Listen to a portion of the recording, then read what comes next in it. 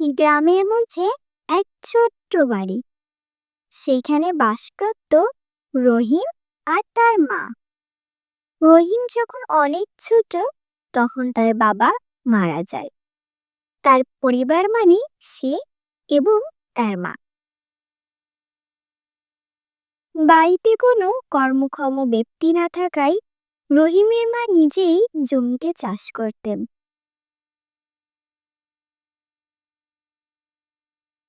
রহিম তাই গ্রামেরই এক প্রাইমারি স্কুলে পড়াশোনা করত।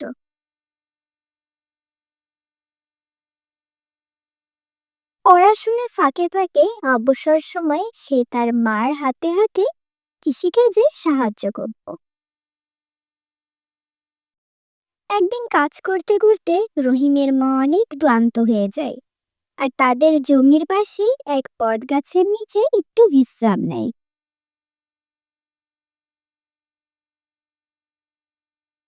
বাড়ি ফিরে এসে রহিমের মার শরীর আরো বেশি খারাপ হয়ে যায়। তিনি একেবারে বিছানা শয্যা হয়ে যায়। রহিম বাড়ি এসে দেখে মা শুয়ে আছে।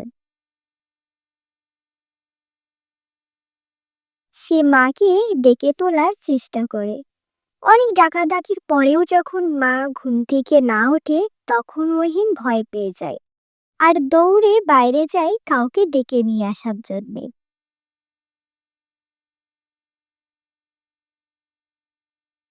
সে তার এক প্রতিবেশীকে ডেকে নিয়ে আসে।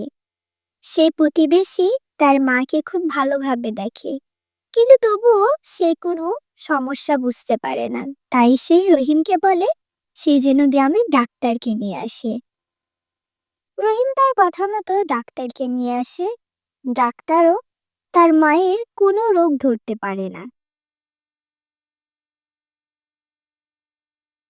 এভাবেই দেখতে দেখতে অনেক দিন কেটে গেল। রহিমের মার অবস্থার কোনো পরিবর্তন হলো না। সে দিন দিন আরো অসুস্থ হয়ে যাচ্ছিল। একদিন পাশের গ্রামের এক সাধু রহিমের মায়ের বিষয়ে জানতে পারে আর সে রহিমকে এসে জানায় তার মায়ের উপরে এক ভূতের ছায়া পড়েছে। সেই ভূত তাদের জমির পাশের বটগাছে থাকে। একমাত্র রহিমই পারবে তার মাকে সুস্থ করতে। আর সেই জন্যে কোনো এক পূর্ণিমার রাতে তার সেই বটগাছের কাছে যে ভূতের কাছে সাহায্য চাইতে হবে।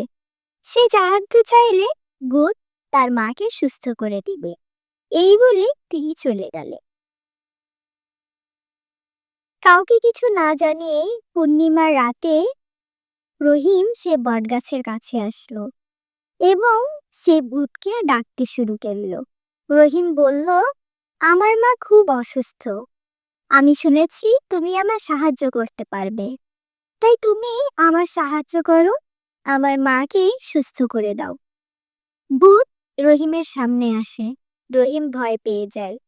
ভূত তখন রহিমকে বলে, তুমি ভয় পেও না, তুমি বসো, আমি তোমার সাথে একটু কথা বলবো। এই কথা শুনে রহিম বসে পড়ে। তখন সে বলতে শুরু করে, অনেক বছর আগে সে এবং তার স্ত্রী এই গ্রামেই বসবাস করত। তাদের কোনো সন্তান ছিল না। তার স্ত্রী প্রায়ই অসুস্থ থাকতে এবং একদিন অসুস্থ থাকতে থাকতে সে মৃত্যুর কোলে ঢলে পড়ে। একমাত্র সঙ্গীকে হারিয়ে সে একেবারে নিঃসঙ্গ হয়ে যায়। স্ত্রীর কষ্ট সহ্য করতে না পেরে সে বিষ পান করে আত্মহত্যা করে। কিন্তু সন্তানের প্রতি যে আক্ষেপ সেটা তার থেকেই যায়। তার রহিমকে খুব ভালো লাগতো। সে রহিমকে প্রায়ই দেখতো তার মায়ের সাথে এই জমিতে এসে চাষ করতে। সে জানতো যে একমাত্র তার মায়ের মাধ্যমে সে রহিমকে কাছে পেতে পারে।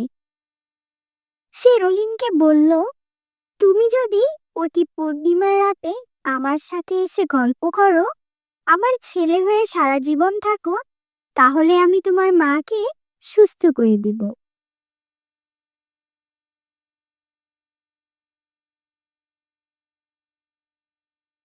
রহিম তার কথা শুনে ভাবতে থাকে এবং সে সিদ্ধান্ত নেয় যে সে ভূতের সব কথা মেনে নিবে, কারণ সে তার মাকে খুব ভালোবাসতো।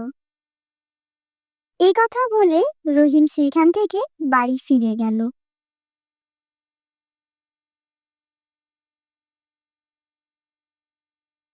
বাড়ি ফিরে সে দেখলো তার মা আগের থেকে একদম সুস্থ হয়ে গেছে, আর এটা দেখে রহিম অনেক খুশি হয়ে গেল।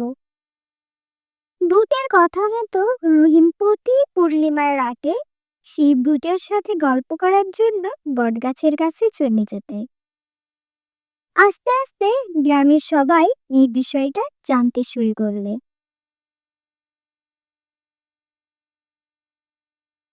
দেখতে দেখতে অনেক বছর কেটে গেল।